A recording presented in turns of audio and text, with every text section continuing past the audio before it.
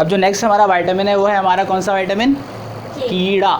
में से जो डी और ए हो गया, के और ई रहता है। सही है, तो पहले हम करेंगे विटामिन ई। पहले हम करेंगे विटामिन ई। चलो भाई जल्दी से बताओ, पहले विटामिन ई का नॉमेनक्लेचर दूसरा नाम क्या है? विटामिन डी का दूसरा नाम है टोकोफेरॉल। सही है, टोकोफेरॉल में एक वर्ड है फिरऑल। ऑल का मतलब क्या हो गया अभी मैं बताता हूँ। Tocopherol, all is for alcohol का मतलब इसके स्ट्रक्चर में क्या पाया जाएगा? अल्कोहल पाया जाएगा। उसके बाद क्या आते हैं इसके? Physiological function. सही है, फिजियोलॉजिकल फंक्शन पता करने के लिए आपको इसके बारे में एक बात पता होनी चाहिए जो कि आपकी बुक में नहीं लिखा हुआ, लेकिन उससे आपको सारी चीज़ें याद हो जाएंगी। वो है एंटीऑक्सीडेंट। क्या है? They are antioxidant. जिस तरह से आपने पढ़ा था ना ऑक्सीडेंट, जिस तरह से आपने पढ़ा था ना विटामिन के इज़ एंटी रेकेटिक एजेंट, इसी तरह से vitamin A is anti oxidant. What do you mean by anti oxidant? मैं बताता हूँ क्या कहा, पीछे कहानी पता कर लें फिर आगे पता चल जाएगा। आपकी बॉडी में बनते हैं फ्री रेडिकल्स, पता है?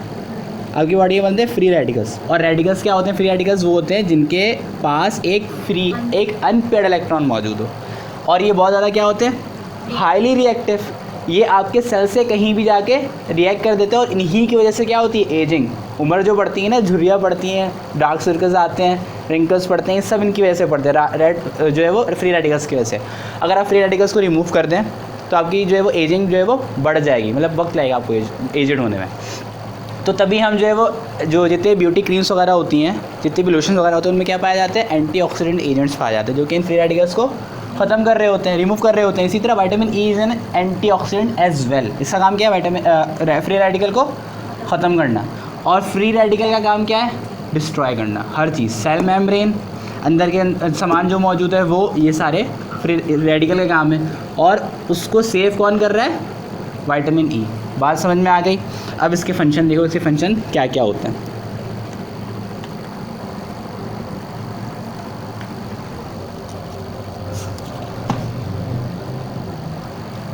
सबसे पहले इसका फंक्शन है मेंटेन सेल मेम्ब्रेन। क्या करता है ये? सेल मेम्ब्रेन को मेंटेन करता है। देखो मैंने भी बताया ना, फ्री रेडिकल जो है वो उसको रिमूव करेगा, है ना? अगर यहाँ पे मैं बनाऊँ एक सेल मेम्ब्रेन, तो अगर यहाँ पर फ्री रेडिकल मौजूद है, फ्री रेडिकल जाके सेल मेम्ब्रेन के साथ रिएक्ट कर जाएगा और इसकी वजह से फ्री रेडिकल क्या हो जाएंगे? रप्चर होने लग जाएगा। इसके अंदर जो उसके बाद फिर ज़ाहिर सी बात है दोबारा से जुड़ जाएगा आके, लेकिन इसके अंदर जो फ्लेक्सिबिलिटी है ना वो क्या हो जाएगी? ख़त्म हो जाएगी जाके।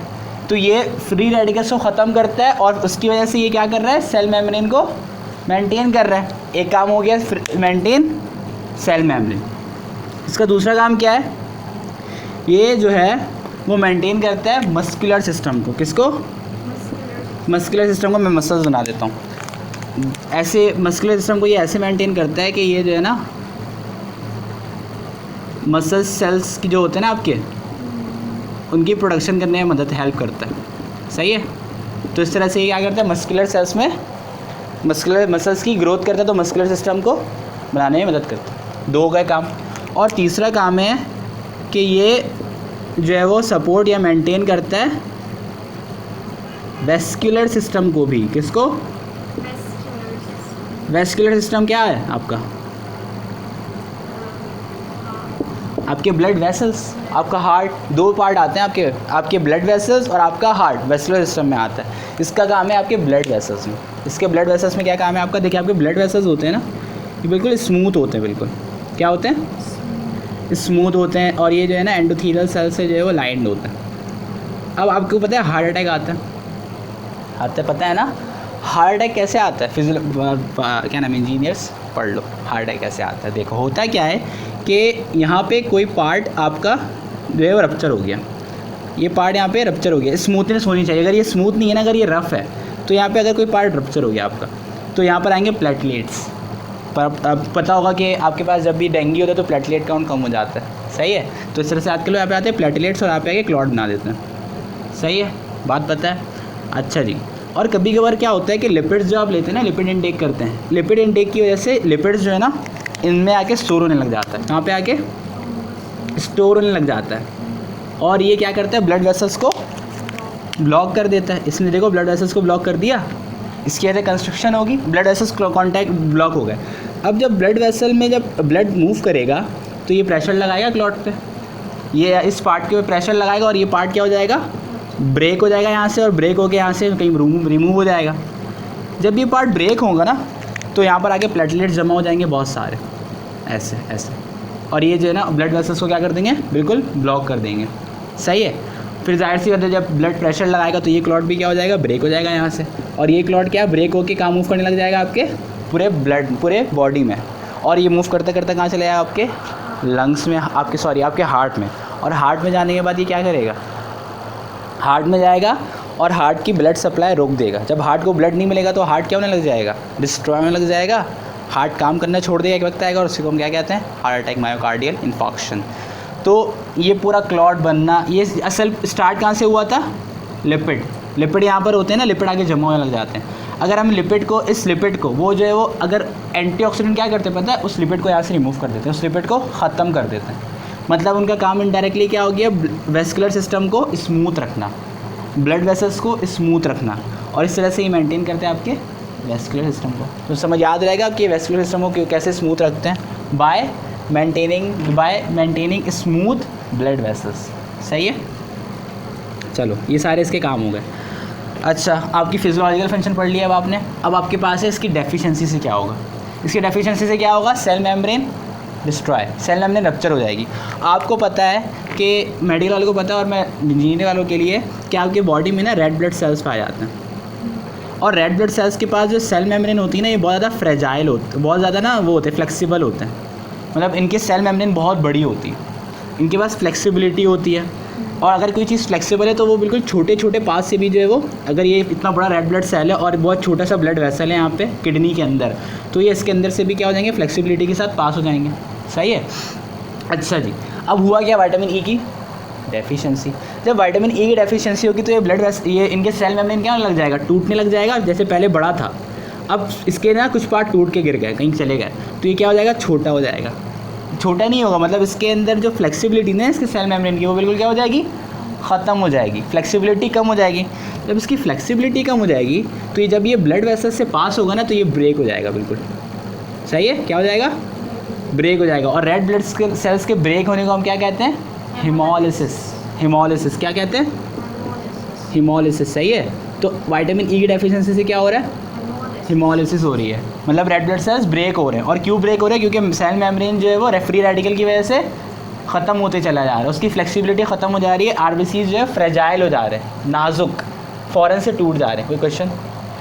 जब ये ब्लड वेसल्स के अंदर से गुजरेंगे, हाँ, तो ब्लड वेसल्स को रप्चर हो जाना चाहिए ना। ब्लड वेसल्स रप्चर नहीं होंगे, सेल बेटा ब्लड वेसल इतना बड़ा, उसके अंदर जो है वो ब्लड वेसल्स के अंदर तो आपके पास फ्लेक्सिबिलिटी है ना।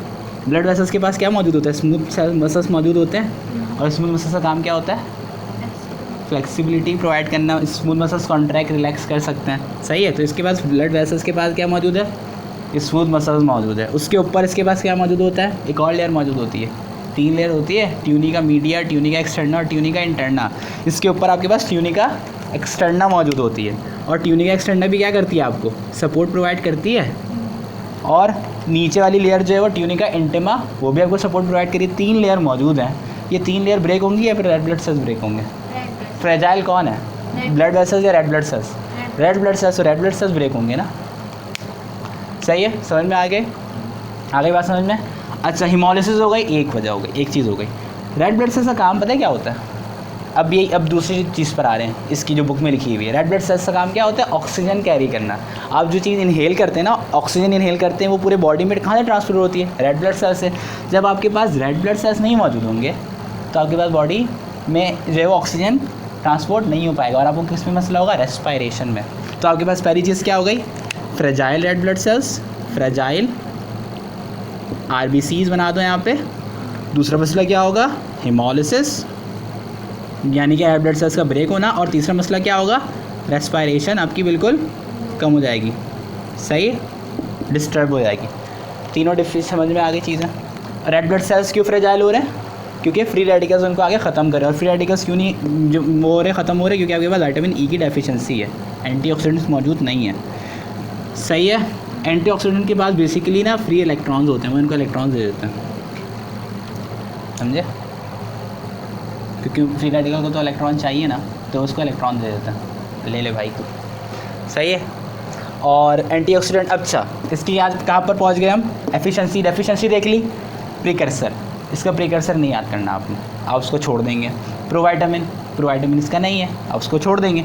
फॉर्म, ये कितने फॉर्म में पाया था, एक ही फॉर्म में पाया था, टोकोफेरॉल के फॉर्म में, इसको भी छोड़ देंगे। इसका डिस्टिंग्विशिंग फीचर, इसका डिस्टिंग्विशिंग फीचर आपने याद रखना है कि इसके पास बेंजीन रिंग होती है एक, क्या होती है, एक बेंजीन रिंग होती है, और अल्कोहल था तो इसके बेंजीन रिंग में एक जगह लगा हुआ होता है अल्कोहल, टोकोफेरॉल है तो एक जगह क्या लगा होगा, अल्कोहल, और 3 जगह लगे हुए होंगे मिथाइल ग्रुप। कौन से ग्रुप, मिथाइल ग्रुप लगे होंगे 3 जगह पे, और यहाँ पे जो है ना एक और रिंग लगा हुआ होता है, लेकिन वो बेंजीन नहीं होता, सही है। तो असल चीज़ क्या रखनी है, एक बेंजीन रिंग है और उसमें 3 मिथाइल ग्रुप और एक अल्कोहल है। आराम से डिस्टिंग्विश कर दोगे अल्कोहल है, क्योंकि यहाँ पे ये जो है वो टोकोफेरॉल है, सही है। अब हम देखते हैं अगला विटामिन, जो कि लास्ट विटामिन है आपका फैट सॉल्युबल, कौन सा है, के, विटामिन के।